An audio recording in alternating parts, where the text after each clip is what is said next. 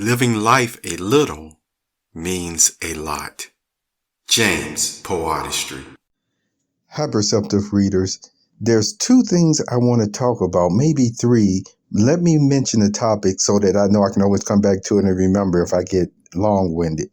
The first one does have to do with technology in the future, and the other one has to do with prayer, something that an individual may fully appreciate over time on why he even expressed, Father, forgive them, for they know not what they are doing, what they do. Now, let me first say something about technology.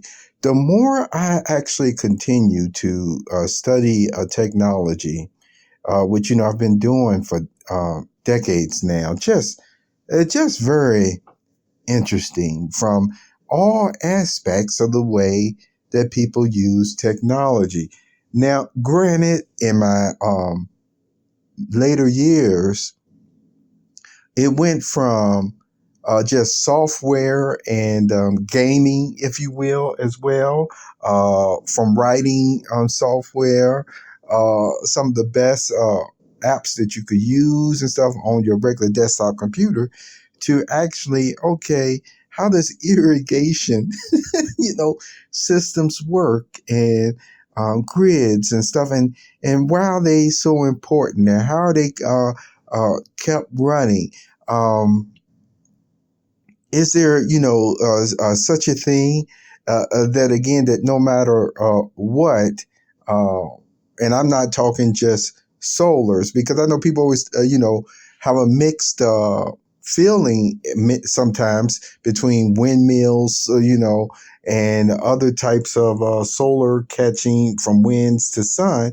But I still feel in that case, if there are difficulties at times, it's just because the technology still may not be as fine-tuned as it will be even in another 10 years. So some of the contraptions that some people have gotten, don't be surprised if all of a sudden they got to say, hey, we got to break all this back down and then start anew or whatever. That's why I don't worry too much about that. But the aspect of technology still being able to run the world free, have enough food and resources all the time, all around the world, I know that is more than 99% possible. You see what I'm saying? That's how confident I am in that.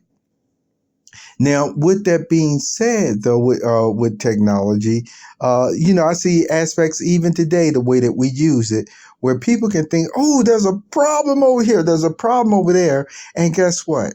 Sometimes the problem could actually be solved very quickly, but it would still take somebody writing a letter, speaking up, or what have you, and then things are resolved. That's why I'm going to keep emphasizing as we go into the future, which I know is going to happen, whether people like it or not, that people will communicate better. People will communicate better. And that's why I mentioned still about natural writing. Yes, you have AI and things of that nature, but I still think humans need to keep their brains functioning. That's why I encourage writing even friendly letters if you have. So with all that being said, we have the technology to save the world, if that's what people are wondering about. So the next point is, some people may say, why then? Then what is the problem? Well, the problem still pertains to, at times, exactly the outlook or view of certain ones who would run the technology. Are they honest? You see, are they ethical? Are they mature? Are they able to put aside difficulties? Are they not greedy? You see, all those types of things play a factor. Will they still be able to recognize the downtrodden, even from the populace? I mentioned widows and orphans.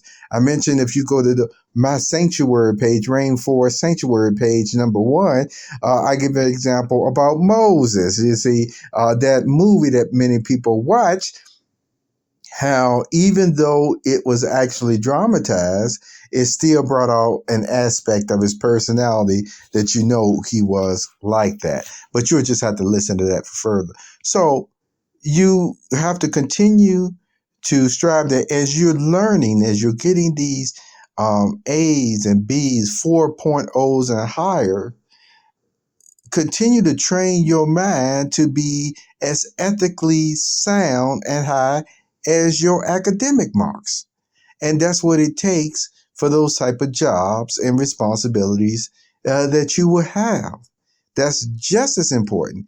Some people would say a spiritual backbone, but they won't mention any particular faith or religion, but that still is what it takes. A faith and the realization that there is still a source higher than any human source that still looks at you, according from what the good book says, which we say is God. And see, and that continues to move me into that second subject where I was talking about Jesus. Well, remember he mentioned, forgive them, Father, for they know not what they were doing when they were sitting up there killing the man. You see what I'm saying? At the end. And the thought that came to my mind is what he taught in the Lord's Prayer about, forgive those who sin against you. And the way that he even talked about praying for your enemies. This is an aspect that has come even more clearer to some of us, that another reason why you should pray for your enemies, some people will say I pray for them to have a change of heart, which is, nothing wrong with that. Or I pray for the strength to deal with how bad they treat me, and for me not to hold any ill will towards them or what have you. Well, listen to this. See, when Jesus was saying, Father, forgive them for what they do, they don't know what they're doing.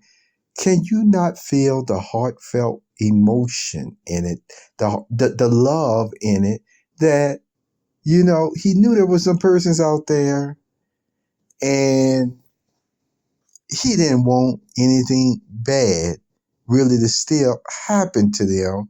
Why? Because he already knew the bad that they were doing to him at that moment, and complicit towards it and everything. They was warranting death. Yes, they were. Yes, they were. And so here he was praying for God to have mercy on them. See, and that's the same thing we can think about some of us in our prayers, where we know that remember I told you there are certain persons that even though they're not a grandma or grandpa age, their hearts and minds are to such a state where they still don't go about wanting to hurt a fly or hurt anybody.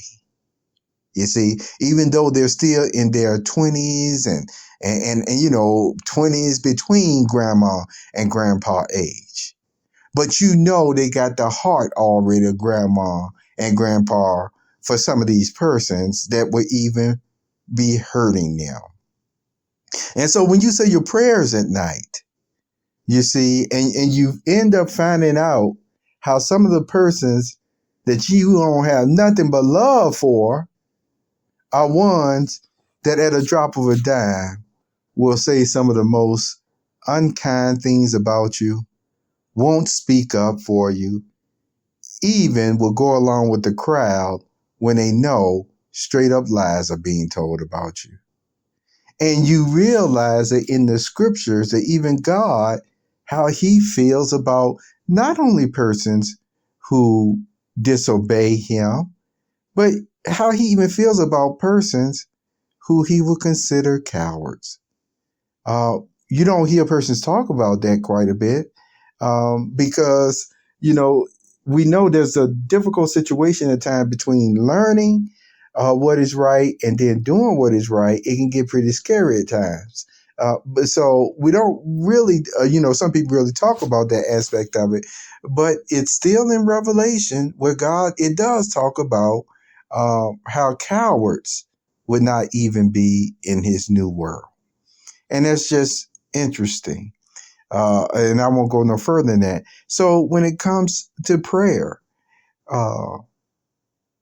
your affirmations, I think about it. I really think about what Jesus meant. Why did he still pray that prayer? Because it wasn't a mechanical type of prayer that it was heartfelt. He meant it. And maybe some of us, yes, many of us come to appreciate why he would still make a prayer like that for ones that were turning against him and saying mean things about him and complicit towards bad things happening to him. Why? Because he still loved them. Thank you for being with me, Perceptive Readers. Have a very wonderful day.